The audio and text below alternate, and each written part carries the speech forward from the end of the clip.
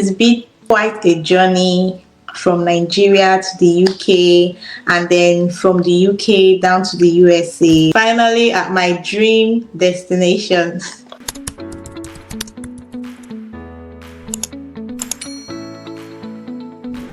Hi everyone, welcome and welcome back to my channel. My name is Uche Agoh and I am a registered nurse. I talk about everything nursing, relocation, visa pathway.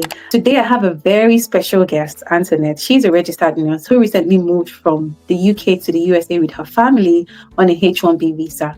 In today's video, we will be breaking down exactly how she did it, the steps she took, the application process, the timeline, most frequently asked questions about H-1B visa. Previously in my channel, I talked about the difference between H-1B visa and EP3 visas for registered nurses. But this time, you'll be hearing directly from someone who has tried it. Do well to watch this video to the end to enable you find out the pros, the cons, and what nurses should expect when relocating to the USA on this visa pathway. Now, this is going to be a two-part series. This is part 1 of 2 of our series. And if your question isn't covered today, don't worry, it will be covered in the next one. And if not still covered, please drop it in the comment section. And I and Anthonett will look forward to having a Q&A in the future. Anthonett is also on YouTube. Her YouTube name is Anthonett Atumu. I'm going to put that on the screen as well. Please do well to check her channel out. And I would like our guest to introduce herself. Bear in mind that she's very soft-spoken, so knowledgeable. Okay. Go ahead, Anthonett. Hello, everyone. Like my amiable colleague, my old-time friend, way back from Abuja, as rightly said, and done a little bit of introduction. My name is Anthonett Atumu, and it's been quite a journey from Nigeria to the UK, and then from the UK down to the USA. Like, it's been like, let me not call it like a roller coaster, but here we are. Finally at my dream destination. That's so good. All right. Thank you so much for accepting to be on this platform with me today, answering most questions that people have in mind. So I would let you do more of the talking, okay? And I will just ask questions and you give the response. So people will be wondering, especially people who do not know. Let's start with the basics. Can you just briefly tell us what H-1B visa is all about, and does it require any specialty occupation? H-1B visa is like a work visa, and nurses in the UK, if you're familiar with how we traveled into the UK, it's just like you coming into a country using a work visa. But it's just that like the USA pathway is always kind of unique. So it has its own unique little bits here and there. So it's a work visa, it's a temporary visa on a 3-year contract that you have to have some specialty occupation. So it only covers for a group of people, and you need to have a bachelor's degree, that's a BSc, in that particular occupation. So we are nurses. If you're an RN, maybe you just did nursing school, you won't be able to apply for it. You need to have your BSc in nursing, or because that means if they just have a diploma. No, you can't apply for it with a diploma. You have to have okay. Yeah, there are other occupations covered as well, like the IT, engineering. It has to be those kind of specialty occupation that deals with skills and all of that, because those are the people that are high in demand in the labor market. So that's what the visa is all about. If you fall under that category and you have a bachelor's in your field of occupation, you can then apply for the visa. So in a whole term is a temporary work visa. All right. I think you covered who can apply. They have to have a bachelor's degree in nursing, and it's not just for nurses, it's for IT and other specialties, but they need to have bachelor's degree. Yes. All right. What role does the employer play in this process? Okay, so because it's a work visa, the employer bears the full costs of the application fees, the filing with the attorney to the US embassy and all of that. The employer intercedes and bears the whole cost of it. So you can't just apply without getting an employer, because when your employer files for you, you need a proof to show that, okay, you've got a job in the United States, to show to the USCIS. So that is your visa is then approved on the basis that you are coming to work. So there's a proof that, okay, yeah, you are coming to work. So that's where the employer comes in. So the employer does the filing, shows the proof of employment, and shows that, okay, actually, I have an organization that is working, a working organization that these employees can come into the country and work in. So majorly, that's just the role. They do the whole documentation for you with the USCIS, and they pay most of the fees, the filing fees with the lawyers and all of it. Then when it comes to traveling down, it's based on their terms and condition. You could pay for the ticket, or maybe they decide to pay. That one is on another level. But the basic Okay. documentation is on the employer. All you have to do is just submit your documents to them. You don't really need to do anything. And they take it from there. Yes. So any documents your employer needs, they will send you an email. Send this to us, please. Yes. Just Like send that. the documents and just sit down. And you relax. Yes. You don't have to do All anything. right. That sounds good. All right. So section 2 of this live stream, we're going to talk about the application process. Can you walk us through your own process from the UK to the USA? How did you find your US employer? So I was just going through, when you're on social media, either Facebook or IG, you get to see like many pop-ups of Sponsored agency. pops, on Yes, your we have the light FYP. servants and all of them. So you get to see the lights coming up and all of that. So I found this agency on Instagram. Then I chatted them up, and they told me that, oh, they are really doing this H-1B. Meanwhile, I've heard about the H-1B before, but nurses in general, we just want to do EB3. Nobody wants to go for H-1B. So I chatted them, and then they told me that they gave me the requirements of what they need. They need my IELTS. They needed me to have a visa screen certificate and all of that. That was in 2023. So I spoke with them, and they said if I'm ready, that they are doing a recruitment process in July 2023. But then I was still skeptical about the whole thing, being that a lot of people have bad Should you things not? to say.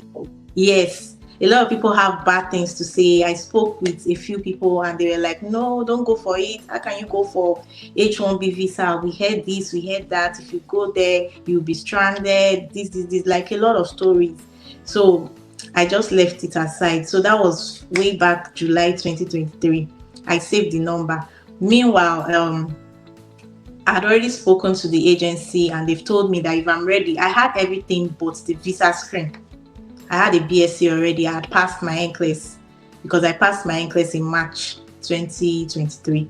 So I had everything ready. It was just the visa screen. And for you to obtain that visa screen, you need to have an IELTS result. Yes, a valid one. So the IELTS I came to UK with was expired. I had to retake IELTS. So like I said, I messaged them in July. Then I think August, I enrolled for the IELTS. August 2023, I enrolled for the IELTS, and I took it in UK, and I passed. Yeah, immediately I applied for visa screen. I was already using CGFNS to run my credential evaluation, because I like them because they are just straightforward. So I just did my visa screen through them, and they had some of my stuff before, so it was like easy. They had my transcript and all for my school. Yes, so it's usually straightforward if you've used them for your academic for my credential evaluation. Yes, earlier. It was just straightforward. They just did it, and I had my visa screen. So I was still thinking about it, family and all. I got pregnant. I had to give birth in 2024 and all. So, but this agency kept sending their opportunities to me from time to time. Like if they had a recruitment, they will send. If they had a recruitment, they will send. So down to 2024, I think sometime in October, November, they sent me an opportunity for recruitment again that they had. They said they were coming October 2024 now, right? Yeah, 2024. Yeah, that they were coming to the UK in December 2024 for a face-to-face interview.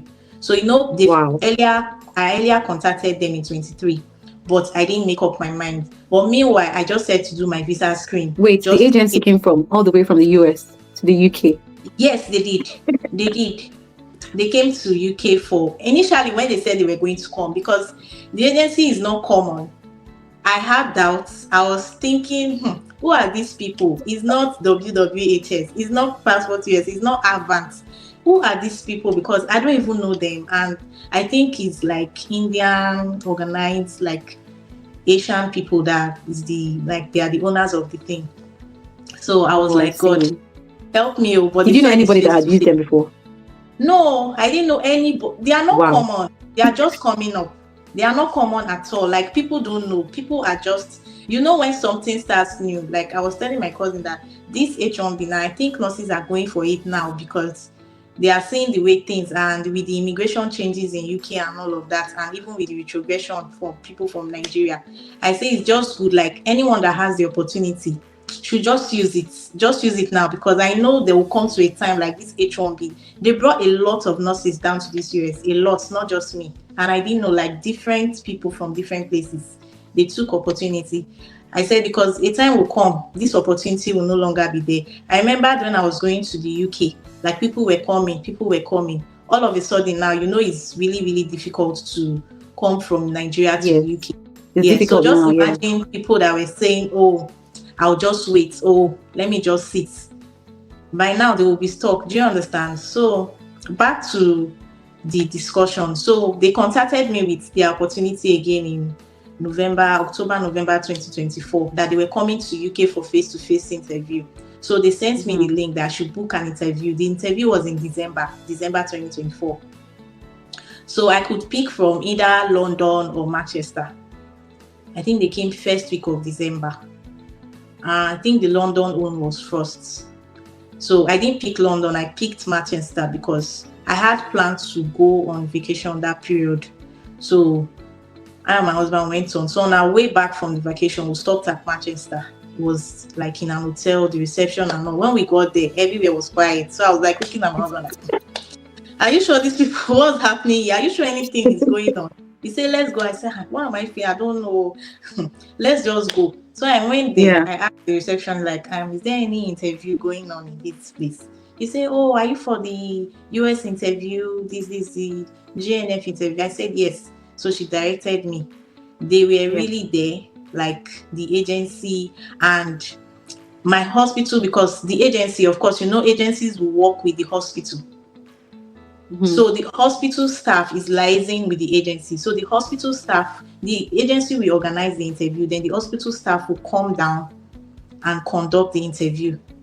So so the hospital staffs were the one there, like the appointed ones. That's like mass recruitment.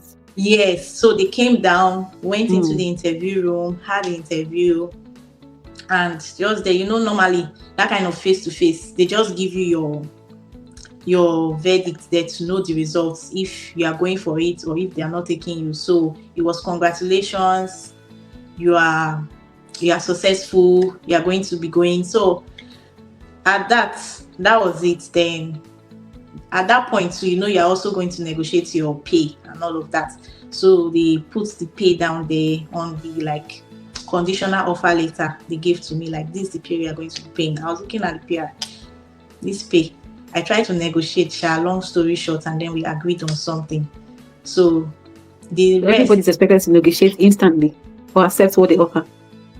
Yes, you negotiate. I think in that situation, if you don't negotiate at that point, when you get here, it will be hard. It's not really that easy, because they are trying to put you through, like since I came now, they are trying to put you through their onboarding process and all of that. And then who are you going to really start negotiating all over again? Because I think during your interview is the right time for you to really put forth your money. Conversation with job is always somehow, but what I've learned is that the value you're going to give. Yes, I used to think like that before, but with years of experience, when you know what you have and you tell them this is what I have to offer, and maybe that's the word, they will come for you.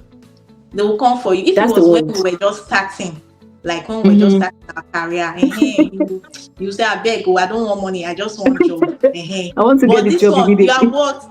Is it easy to come from Nigeria to UK and then you want to exactly. go to Exactly. That's the same way I felt.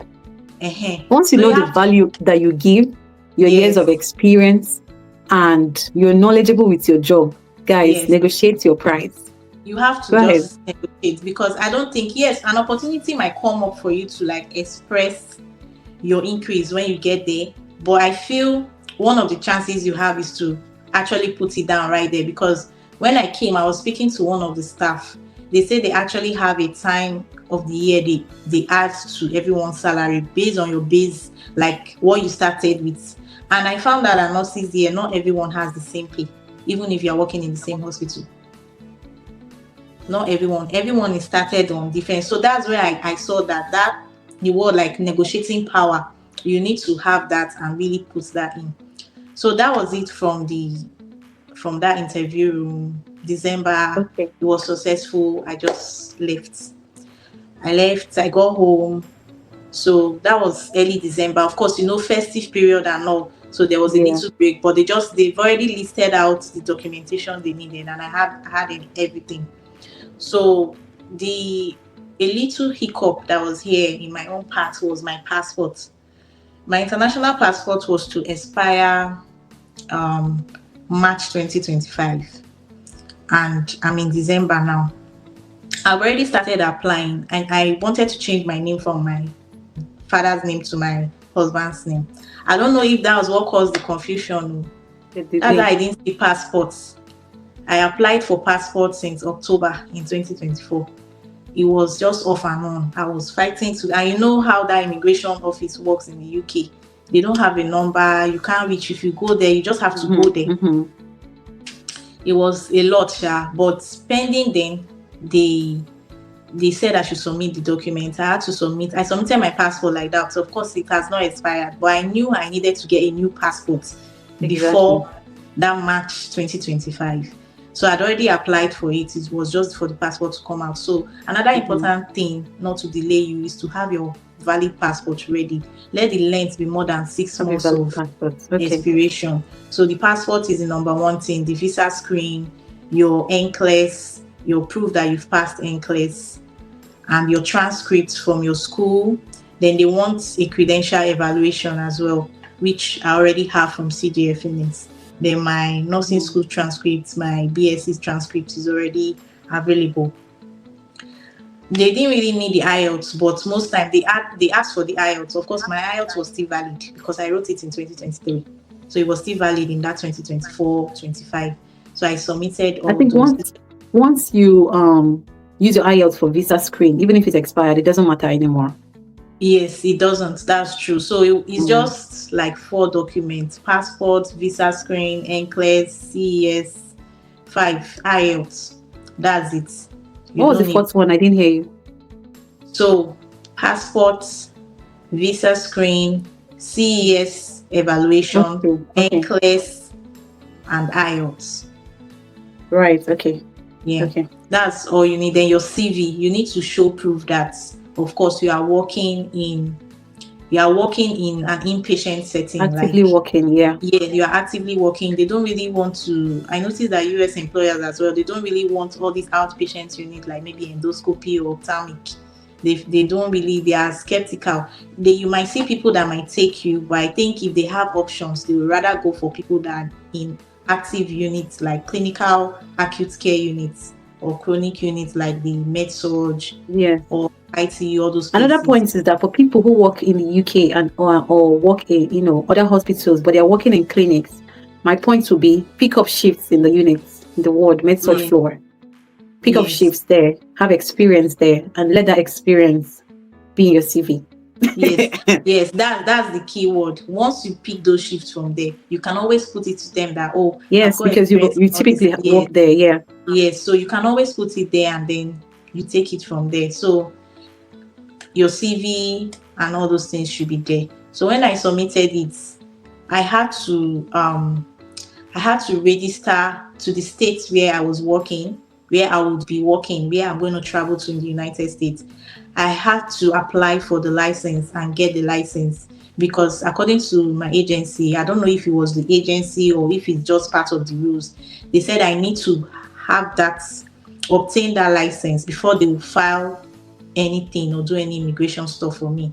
Wait, which license? For the states you were going to go work? Yes, okay. Let's say it was Texas now. I needed to get my Texas license active.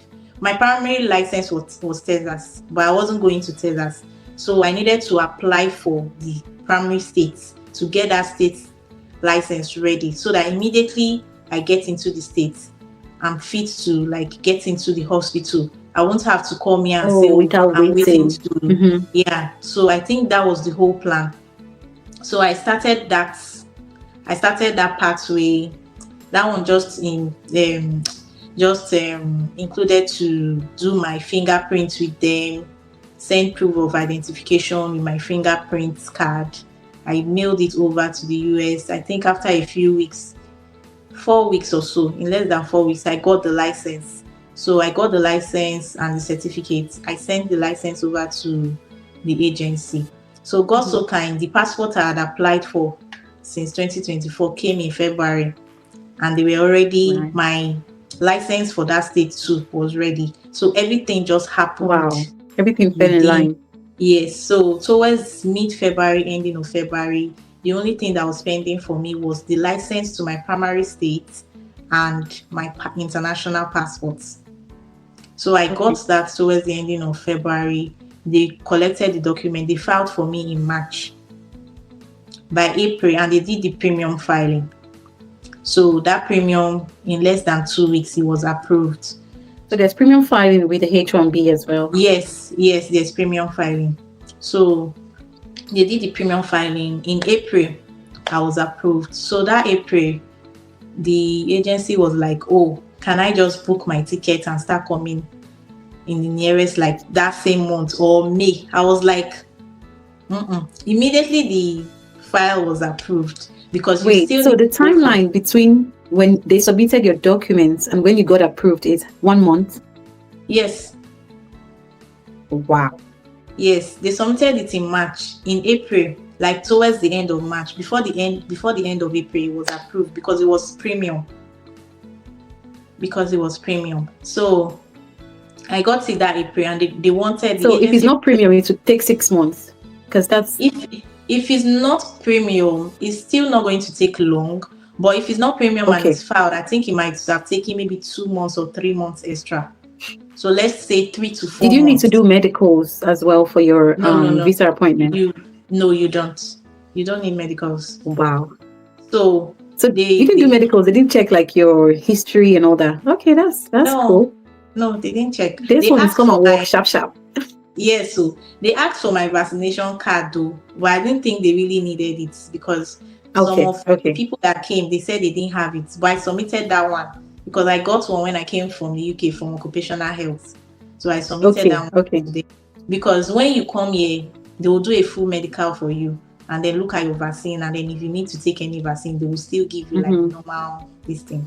So the filing was ready, everything was fine. So immediately my agency was like, oh, before they filed for me in that March, they were already asking me to resign. But I just told them that I will resign. But in my head, I was like, I've not seen the proof of where I'm going. I should resign and sit at home. If anything So happen, which month did you finally come in? May, I came in July. July. Yes, I came Okay. in July, and they wanted me to come in April.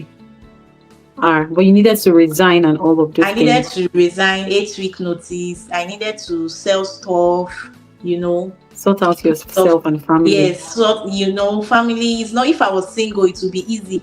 I needed to sell stuff. I needed to like arrange. It's not easy to just let go of a lot of things like That's right. that. And After in some UK, years of living there. yes, you empty everything. You have to empty the house before you leave. So that was like one of the things that made me, and living somewhere too is not that easy, because when the decision came and I actually got my visa, I was like, oh, is this it? I was a little bit drawn back, because I felt, I felt that way as well. really, that means I don't know, maybe it happens. I It felt, happens because you already settled there. Kids are yes, going to I felt like, school. is this really it? Is this what is happening? Am I It's ready for this? different if you're coming from the UK because you're already like comfortable. Yes. So I was like, am I ready for this? Is this really, really, really what I want now? So I now called them at a point and I said, can I come in September or October? I just wanted to shift it back. Like, I wasn't really, really into, they were like, come now, with the rules and regulations changing in the US every day. Your stuff has been approved. That was in April. So What are you waiting till August or till September for? So they were really, really hot on me. That's how I just managed, pushed it, and I pushed it to July. So they were like, oh, they Wow. can take July, that the least they will even do is August. That if I say I will not, that they will not take. If I want to stay September, December, they will not take that one. I have to be there latest August. So I just picked July, and July, here we come. So after they gave me the approval in April, I had to pick an interview date. So I was working with the visa officer in the agency. I think he even had a little bit of delay because there were times, I don't know, maybe he was busy. There were times I would message him. He delayed me for like 2 weeks. If not, I'm sure I would have gotten my visa that same April if I had seen any Okay. date or if he had answered me, because they will be the ones to fill the visa form. You just give them the information, they will apply for the visa for you and fill the form. So we got an invitation for the visa in May. We went to embassy in London that May. So I did like a family interview. So me, my husband and kids, we went the same day. I didn't want us to go separately because I feel it's stress, like one person going and then the others Yes. going another day. And I think it's also better because when you go together, like if they have any questions to really ask, they just ask it rather Just than tackle it at you. once. There's Do no you need understand? traveling Rather than twice. you coming alone and then when your husband comes or when your spouse comes, they start asking them another question and your spouse is not even the owner of the visa. What if he's not able Exactly. to have that confidence to answer well? Mm-hmm. So we got there. I thought they were even going to ask him question. They didn't ask him. It was me. Of course, I'm the one that has the job. So they just focused on me, like the questions they just asked, and then we went home. They were like, yes, you actually know that day. I think the US this thing, they tell you that same day if you are successful or not. So you just say, oh, congratulations, enjoy your trip to the United States, blah blah blah. Within five Wow. minutes, we didn't take time Does because your employer cover the fees for your immigration fees for your family? no, they Just the don't. applicants. Okay. They don't. Yeah, it's just my immigration fees. So although they did file, like, because their own visa is H4. Yeah. Their own visa is H4 filing. I paid for their Their own application is and what? H4 visa. That's dependent visa. Okay. So the But primary applicant gets a H-1B. The yes, family gets H-4. H4. Yes, they get H4 Okay. visa. Called H4 visa. So they do the documentation for them, being that like you don't have to go start filing for them, filling a form for application of their visas. You just Okay. pay, but they will document everything together Okay. for them, just like the EB3 as well. So they will document and do the documentation, but they Mm-hmm. don't cover them. Just pay, and then we got it in that May. I told them to give me time. They were like, "Oh, you've gotten your visa now. Can you book a flight?" I said, "I have to look for a flight, and flight from UK to this my place is very expensive." So I was looking Did for. your I said, employer pay for your own flight? "Um, yes, they did. They did pay for my Okay, so flight. you then paid for the rest of your Yes, I paid family. for it. Yes, they paid for my flight and 1 month accommodation. That's what they Okay, cover. Yeah. that's So I fair. At paid for, least yes. So we booked a flight for July in May, and then by July we just came. So that was literally just, it's not really it's not really something that is just have your NCLEX and your visa screen and boom, you are here. the important thing is to have your documents ready. Yes, yes. So it's just How if you how want to, long how long is H-1B valid for? it's valid for 3 years. 3. Yes, it's a 3-year visa because Okay. the contract you are signing is also a 3-year contract. So it's a Oh, 3-year. I've Yeah. always I don't know, but before I moved here, they used to say 6 months and then they renew for you. Yes, that's what's in the contract. So that 6 months renewal, what they mean is that after the 6 months, they are going to file an EB3 for you. They are going to file for green card for you. Because you are not coming After with the 6 months, they file for your permanent residency. yes, for your permanent, because you are not coming with the expectation that you stay that 3 years. Now you now say, oh, after 3 years, what? But based on the US immigration rules, after 3 years, you can extend. If Makes you sense. have not been able to get your green card, you can extend for another 3 years. Makes sense. So you can be on a work visa for 6 years if you have not been able to find yourself. Of which is not possible within Yes. Do you that time understand? frame. One should get their Yes. EB3. You should be able to get your EB3, even if there's retrogression or not. You should be able to have gotten your EB within that 6 years. What if an applicant, let's say a nurse arrives in the hospital and she's like, this doesn't meet my expectation? Or what if something happens in a nurse's place of work and she loses her job? Will it affect her H-1B visa? Yes, of course, because that is one reason why people don't like it, because they feel like if anything happens, your stay in the country is linked to your employer. If your employer ceases to if you are no longer under your employer, like your employer seizes your job or terminates your job, your visa is automatically terminated. So that's why a lot of people, they say, because anything can happen. What if tomorrow I lose my job? What if the employer doesn't, want to continue? Or what if the employer doesn't file for the green card? But it's in the contract, so you can actually do something about it legally or otherwise, because it's in the contract that after 6 months, they are to file for your EB3. Okay. So if you lose your job, the visa is gone. That's one of the big disadvantages why people don't like it. Is there a grace period after the termination of employment? Yes, you have a grace period for about 60 days to be in the country. You have just 60 days. So leave, not even find another employer. Yeah, to either look for another employer or leave. So the employer now you are going to be looking for, you have to look for another employer that will file for another H-1B for you, or you look for an employer that maybe they want to do green card for you. You have to look for an employer that can either file for H-1B or green card. But the employer will have to file for H-1B first, so that at least you can have something to be in the country legally. Keep you. Yes, before the employer will now start the H-1B, start the EB3. Can you do other jobs while on H-1B visa? No, you can't do other jobs because... Well, you can pick overtime with the same employer, right? Yes, you can pick overtime. Overtime is fine. You can pick overtime with that same employer, but with another employer or other jobs, Uber, any side hustle, you can't do it. But you can have 2 H-1B visas. That's the way it works. If you have the time enough, or you are zealous enough to say, I'm in the United States, I want to look for another job. You can look for another job in another field or still in nursing, and then maybe the job is offering H-1B, or you tell your employer that, I want this job covered for H-1B. They can file, you can have 4 H-1B visas and you'll be working in 4 places. Yes, because I think their USCIS system, you can have as many filings as you choose to. So you can have 2 jobs, but the second job has to offer you a H-1B visa as well. Yes, so you can have 2 H-1B. They call it concurrent H-1B. They don't affect each other. I've never heard that before, honestly. Yeah, so if I choose to want to go on another job, maybe I get another job now, maybe I want to do tech, and then the tech says, they will file H-1B for me. It's just a matter of me doing my time. Maybe I'm doing 3 days, complete your contract hours.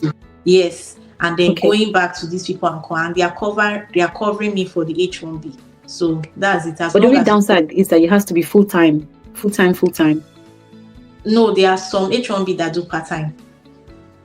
Part-time. Yes, there are some H-1B employers that you might be able to see that they are sponsoring H-1B for you, but your contract with them is a part-time job. So I think the part-time for the H-1B, they'll put it in the petition. I think it covers about 20 hours. Okay. So that's it. What are the main advantages you've experienced so far, and any challenges? Well, the advantage for me basically is the speed, the duration of time I was able to get here, because that's the fastest I've heard, actually. Yes, I've been on this US journey since 2023, and I had my EB3 filed in 24. And since March 2024 to March, even greater than March, my 140 file was not approved. because they didn't do premium for me. My agency said because of the retrogression, they are not doing premium. So it was 1 year plus. My file 140, I-140 is not even approved.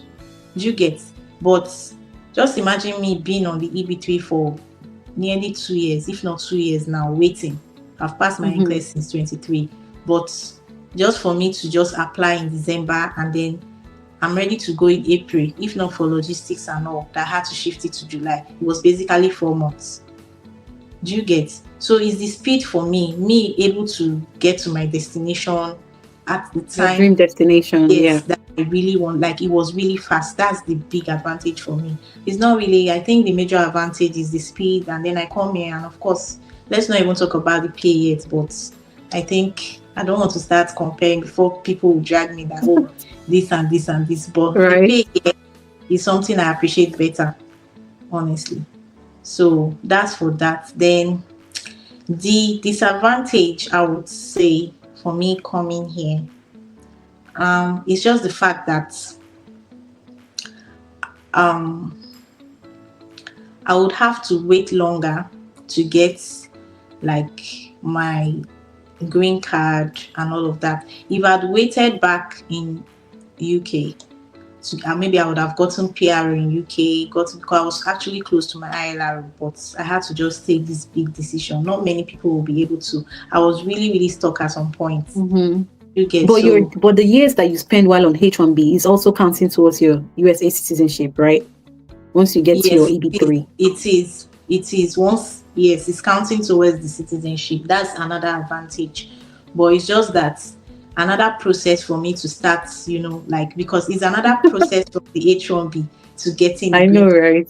Do you understand? So the time frame, if I stay back in UK, boom, I would have gotten my PR, and I know that, okay, at least I have a permanent residency in one country. Let me hold this one first and cool down. But everyone has what matters to them. I know. You understand? But once you become a US citizen, you can travel to the UK too. I need cash right now. I think it's the cash that matters to me. Because me, I like to ball. So let me collect cash first, then UK exactly. Every other thing will take care of itself. So that was why I now picked here. Then the fact that, okay, fine, your spouse will not work, but I don't really see that much of a problem if there's an understanding between you and your spouse. It's just come to an agreement, and let there be that communication, let there be that agreement, and you follow it through. Because I was telling somebody that people feel, they will say, oh, when you come here, your spouse cannot work. This. There's a clause to that. We'll come back. We'll come back in part 2. It's part of the questions I have for you. So I was telling someone that you say, okay, you come here, your spouse, and do you know when you get to a new place, like when you got to the UK new, I'm sure your husband didn't just get a job immediately. Instantly. Yes. It took time. I've seen like most of my colleagues and their husband and all. Although my husband didn't take up to a year before he got a job in UK, but it took a while. It actually took a while, unless you want to do some kind of mania stuff. But before you do courses and all to get a real good job, it will take a while. Some people's spouses, it even takes up to 1 year for them to get that job in the UK. Do you understand? And then you come here and then you are complaining that, oh, your spouse won't. It's almost the same thing. Do you get where I'm coming from? It's almost the same thing, because if you go somewhere new, before you settle and all, it will still take a while. You come here now, yes, I know the person is not authorized to work, but it might still take a while. So it's just like appreciating the fact that anywhere you go new, as far as you are not the principal applicant, it will still take that length of, time to before everything falls in place, before you start. So it's just give and take. So that's it. Thank you so much. This has been so insightful even to me, myself. Thank you so much for sharing your journey with us on this platform. I know so many nurses will find it helpful. Remember, this is part 1 of 2, and in the next video we'll address more questions, so stay tuned. Also, do not forget to connect to Anthonett's YouTube channel, as her name is displayed on screen. That is what her YouTube channel is, Anthonett Atumu, and you can drop questions in her comment section or reach out to her directly. I don't know if you have anything else to say. If not, we will end the live stream and we'll see you again in part 2. Okay, I'll just say you guys can ask us so many questions as you would like to know about the H-1B. I'm always available to like set the record straight, because I think there are just a lot of misconceptions about this H-1B. Like, I don't think H-1B is the devil. Do you understand? Like, people say EB3, EB3. No, H-1B is not really that bad that people paint it and they say, oh, this. Why do you foresee that, oh, you're going to lose your job? How many times have you worked as a nurse and you've lost jobs? Do we really change jobs like that, losing jobs everywhere we go? So you don't really have to foresee that what if. Yes, humans will live lives on what ifs, what ifs, what ifs, what if you lose your job? How many jobs have you been sacked from? Because as a nurse, you know you have to be careful. Yes, God helping us, you take your time, you do what you're supposed to do. No one knows more. But with God by your side and you're doing the right thing, you can't really say, oh, this and that. Don't leave. You don't go to work living with that fear that you will be sacked. No, nobody does. Do you understand? So that what if, I think that's just the big clause around it, that, oh, if you're sacked, you are going to be stranded. But you don't have to think that way. Thank you again. We'll see you in part 2 of the series. Thank you for watching. Bye for now. Thank you. All right. Bye. All right.